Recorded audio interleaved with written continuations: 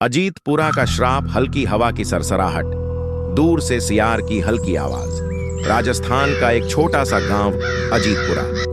बाहर से देखने पर यह गांव किसी आम गांव जैसा ही लगता है। सीधे सादे लोग, छोटे छोटे मिट्टी के घर, दिन में तेज धूप और रात को ठंडी हवा।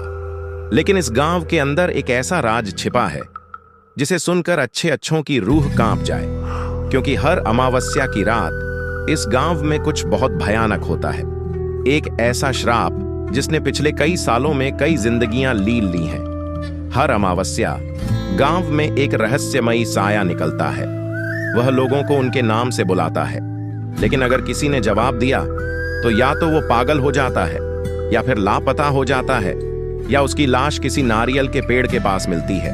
अमावस्या की रात गांव के बीचों बीच कुछ बुजुर्ग बैठे थे। चेहरे पर चिंता की लकीरें साफ झलक रही थीं। चलो भाई, अब रात होने वाली है। पता है ना, आज अमावस्या है। हाँ, अब चलते हैं घर। पता नहीं किस मनहूस घड़ी में इस गांव को ये श्राप लग गया। लेकिन एक आदमी उनकी बातों को अनसुना कर रहा था। मनीष, जो शहर में पढ़ाई करता था और कुछ दिनों के लिए अपने दादा दादी के पास छुट्टियां बिताने आया था। ये सब बकवास है। भूत प्रेत जैसी कोई चीज नहीं होती। आप लोग अंधविश्वास में जी रहे हैं। गांव वालों ने गहरी सांस ली। तू नहीं समझेगा मनीष। बस अगर रात को कोई तुम्हारा नाम लेकर पुकारे तो जवाब मत देना और घर से बाहर मत निकलना। रात गहराने लगी। रेगिस्तान की ठंडी हवा बहने लगी। दूर से सियार की आवाज आ रही थी।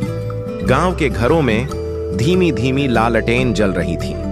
सब अपनी अपनी चारपाइयों में सो गए, लेकिन सुमित को नींद नहीं आ रही थी।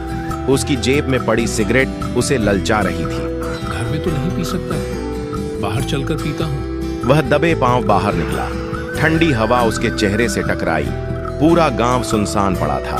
जैसे ही उसने सिगरेट जलाने के लिए माचिस जलाई, अचानक हवा का तेज झोंका, माचिस की लौ बुझ जाती है और तभी एक बच्चे के रोने की आवाज आई।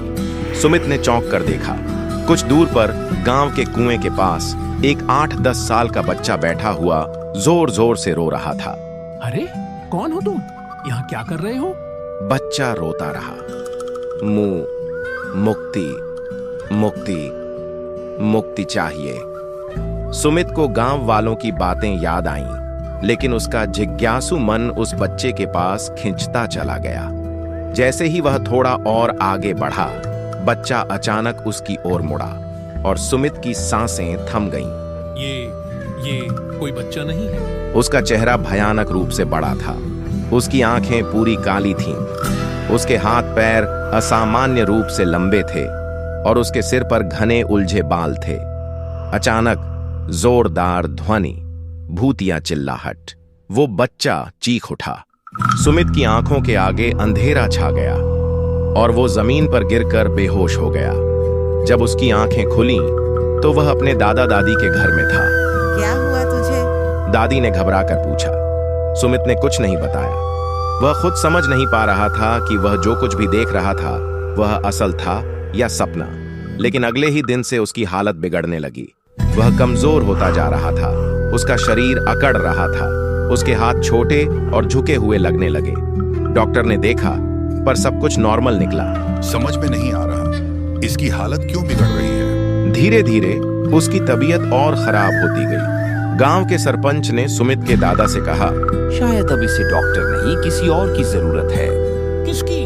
गांव के दक्षिणी कोने में एक तांत्रिक रहता है। उसने पहले भी मेरी मदद की थी। शायद वह कुछ कर सके। मंत्रों की गूंज, हल्की घंटियों की आवाज। एक टूटी फूटी झोपड़ी में एक तांत्रिक बैठा था। उसके सामने नरमुंड, मोमबत्तियां और एक हरा नारियल रखा था। जब सुमित को वहां लाया गया तो तांत्रिक ने उसे देखा और कांप उठा। हटाओ इसे, दूर करो इसे मुझसे। लेकिन तभी सुमित के कंधे पर एक परछाई उभरी। शैतान! सरपंच और दादा घबरा गए। लेकिन अब सब कुछ साफ हो गया था। गांव पर जो श्राप था वह तांत्रिक की ही करतूत थी। सालों पहले तांत्रिक ने एक मासूम लड़के की बलि दी थी ताकि सरपंच के बेटे की जान बचाई जा सके, और अब उस लड़के की आत्मा बदला लेने लौट आई थी।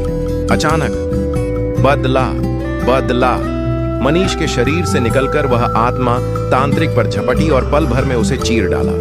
तांत्रिक का शरीर वहीं जलकर राख हो गया और मनीष की तबीयत ठीक होने लगी। उसके बाद से गांव में कभी कोई शैतानी साया नहीं निकला। श्राप खत्म हो चुका था। अंतिम संदेश, अगर आपको यह कहानी पसंद आई हो तो वीडियो को लाइक करें, चैनल को सब्सक्राइब करें और कमेंट में बताएं कि अगली कहानी कौन सी होनी चाहिए।